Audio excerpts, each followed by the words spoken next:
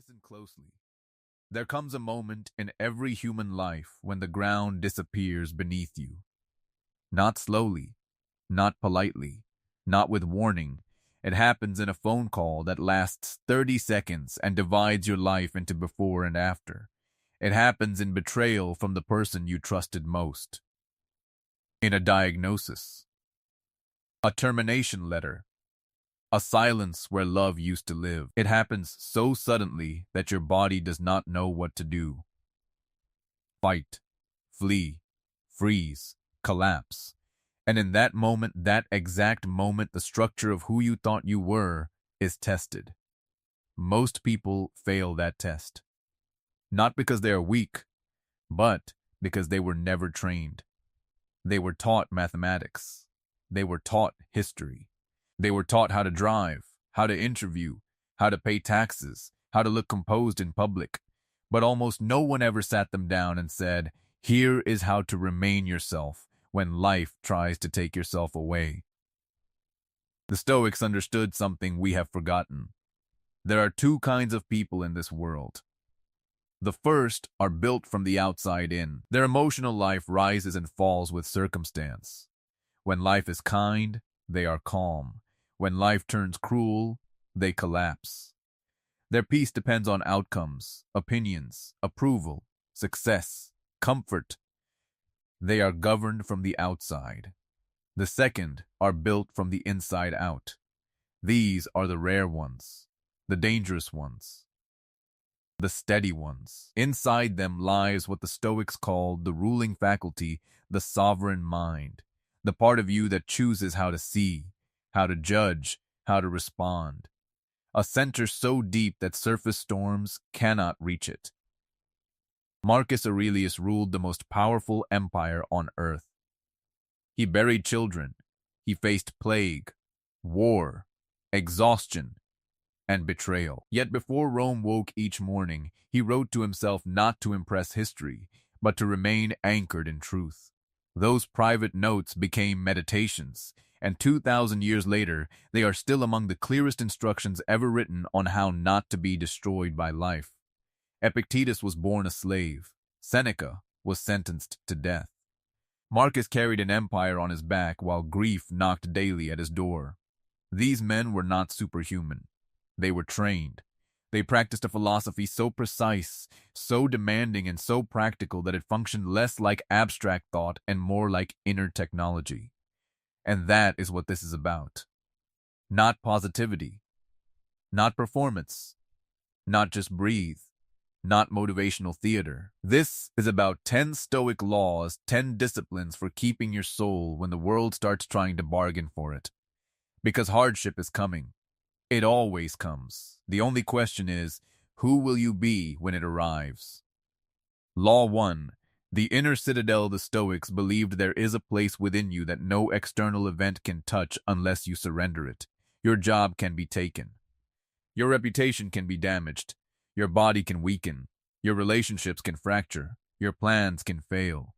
But there is one domain that remains yours. Your judgment, your will, your conscious response. That is the inner citadel. Behavior that is where your next growth lives. Law 10. The unshakable self, the final aim, is not to become numb. It is not to feel nothing. It is not to become robotic, detached, unreachable, or cold. The Stoic ideal is not the unmoved person. It is the immovable one. There is a difference. The unmoved person may simply never have been tested. The immovable person has been tested deeply. They have suffered. They have grieved. They have broken. They have doubted. They have been shaken to the edge of themselves. And still, through practice, discipline, and truth, they have returned to center. Not the old center. A deeper one. This is the self no longer built on applause, comfort, control, or image. This is the self that knows, I can lose much and still not lose myself. I can feel deeply and still act clearly. I can be wounded without becoming ruled by the wound. I can stand in chaos without becoming chaotic. That is strength, not domination, not denial, not emotional suppression.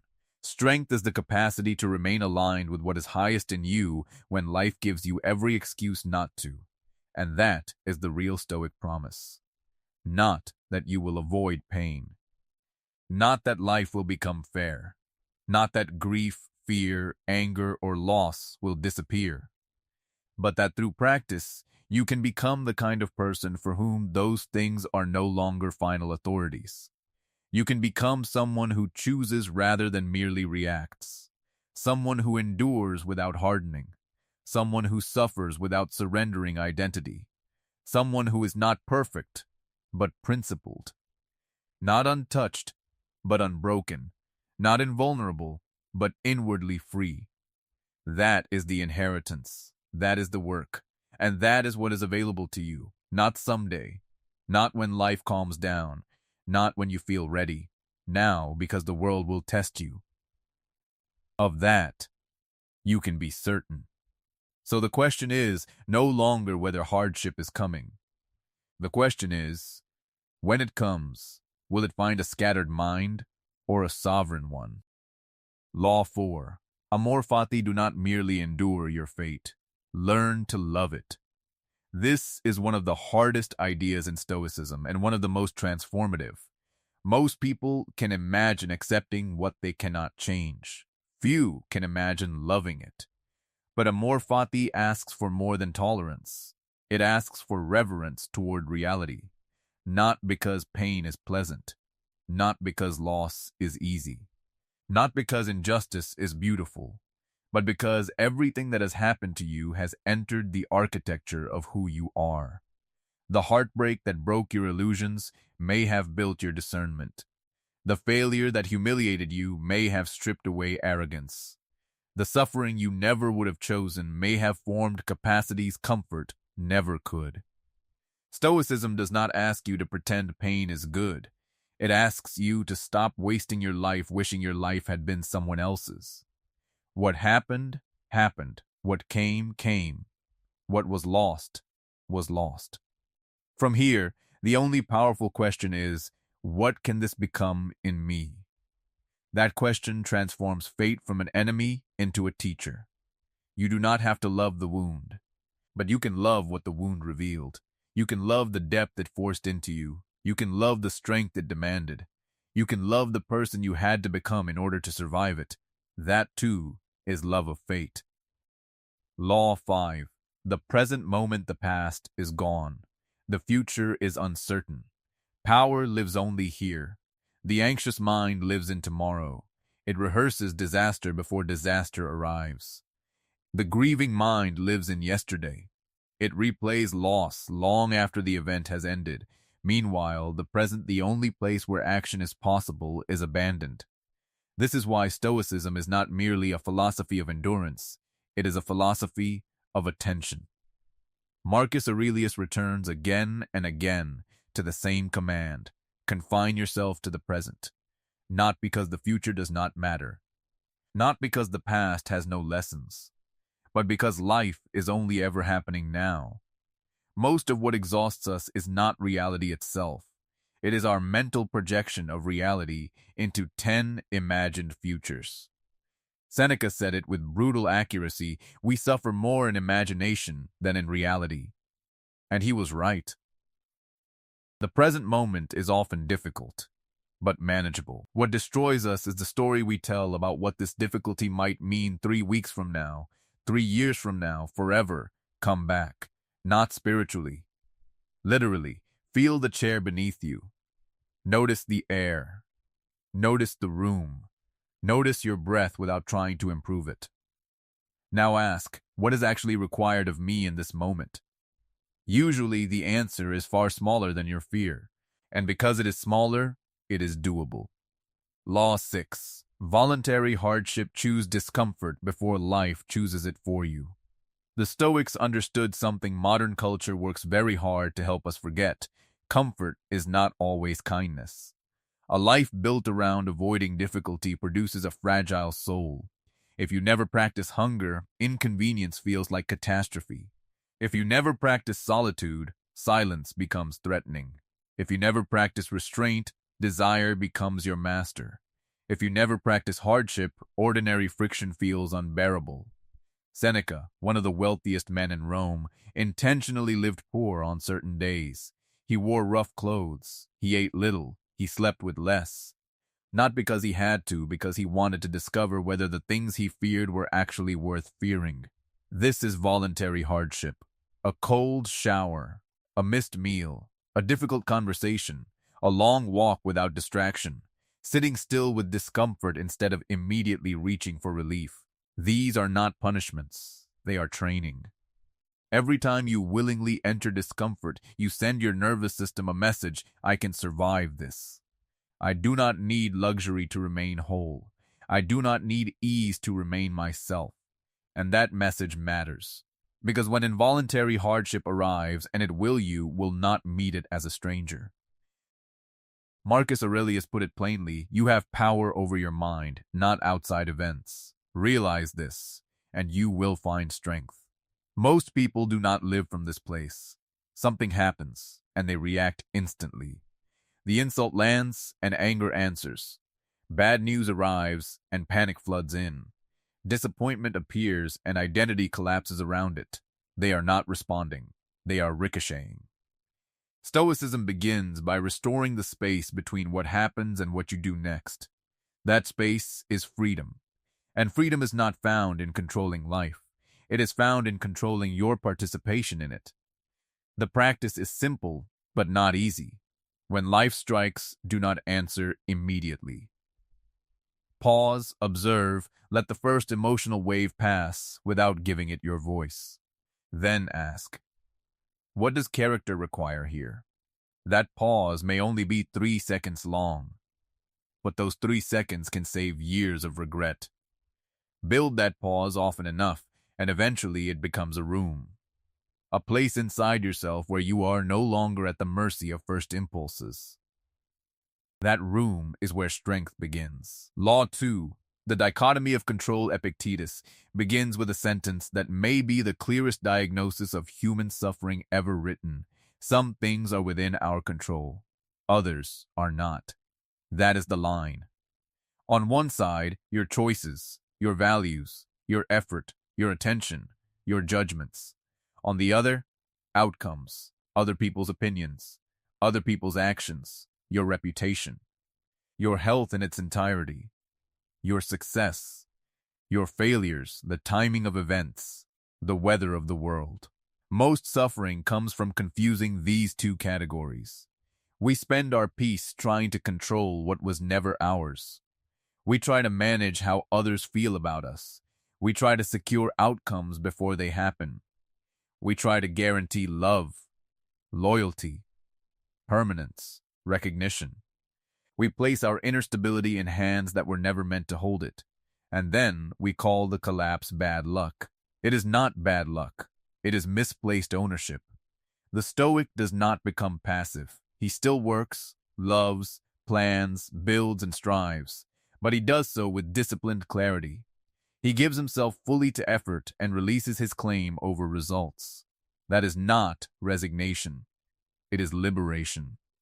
To live this way is to say, I will do what is mine to do with all sincerity, strength, and excellence, and I will not destroy myself over what was never mine to command.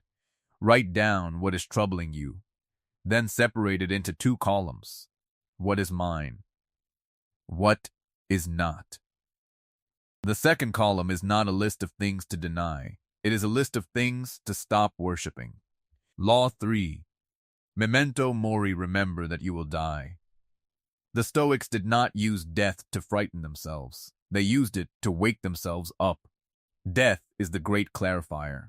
It burns away triviality. It exposes vanity. It shows you with merciless honesty what matters and what never did.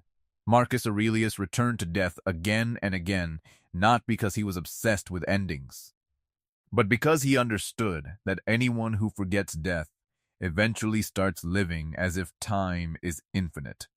And when you believe time is infinite, you postpone your life, you postpone the apology, you postpone the courage, you postpone the conversation, you postpone the love, you postpone the becoming. Then one day, postponement becomes your biography. The Stoics practiced imagining the end not to grow dark, but to grow precise. If this were your last day, would you spend it in resentment? If this were your last conversation, would you speak this way? If this were your final year, what would suddenly stop mattering? That is the gift of mortality. It puts your illusions on a clock. You do not need to become morbid. You need to become honest. Because the one who remembers death properly does not become hopeless. He becomes present. He stops waiting for permission to live. Law 7. Interconnection. You are not separate from the world. The Stoics believe the universe is not a pile of isolated individuals colliding in chaos. It is an interconnected whole, a living order, a shared fabric. Marcus Aurelius wrote, "What injures the hive injures the bee." That is not poetic decoration. It is a moral and metaphysical claim. It means your life is not self-contained. Your flourishing is bound up with the flourishing of others. Your peace is affected by how you see other people, and much of your suffering comes from imagining yourself as a lone self under attack by a world of enemies. But most people are not your enemies. They are wounded, rushed, confused, frightened, ego-driven, overburdened human beings acting from pain they do not understand. That does not excuse cruelty. It does not remove the need for boundaries. But it changes the frame. The person who is impatient with you may be drowning in a story you cannot see. The person who wounds others may already be bleeding internally. The stranger's rudeness is almost never about you. It is an overflow of their own private chaos. This is why Stoicism at its highest level is inseparable from compassion. Not softness, not passivity. Clarity with humanity. To understand interconnection is to stop taking everything personally, and that alone can save you enormous suffering. Law 8. Trust the structure. The Stoics believed reality has an order, whether or not you understand it. Call it logos. Call it nature. Call it the structure of things. The point is this: life is not obligated to arrange itself according to your preferences. The moment you assume that it should, resentment begins. Something goes wrong, and the mind immediately asks, "Why is this happening to me?" But the Stoic asks a different question. What is this? And what does it require from me now? That shift changes everything. The first question makes you a victim. The second makes you a participant. One breeds self-pity. The other breeds agency. Trusting the structure does not mean liking everything that happens. It means refusing to add psychological rebellion to practical difficulty. Reality is already what it is. Now the real task begins. To meet it intelligently. To ask not for a different world, but for a more disciplined soul within the world that exists. Law 9. Moral gravity. What you do when no one is watching is who you are. Character is not performance. It is not optics. It is not branding. It is not what you display when admiration is available. It is what happens in unwitnessed moments. Marcus Aurelius did not write meditations for an audience. He wrote to correct himself, to remind himself not to lie, not to posture, not to drift into vanity, bitterness, laziness, or self-importance. That is integrity. The Stoics feared moral erosion more than misfortune, not the dramatic collapse, the gradual one, the compromise that seems harmless. The excuse that feels reasonable, the dishonesty no one notices, the standard lowered just once, because these moments accumulate. And eventually a person wakes up and realizes they have traded their soul for convenience, one small surrender at a time. So ask yourself, what do I claim to value? And where, in private, do my actions betray that claim? Do not ask to feel guilty. Ask to become aligned. That gap between your principles and your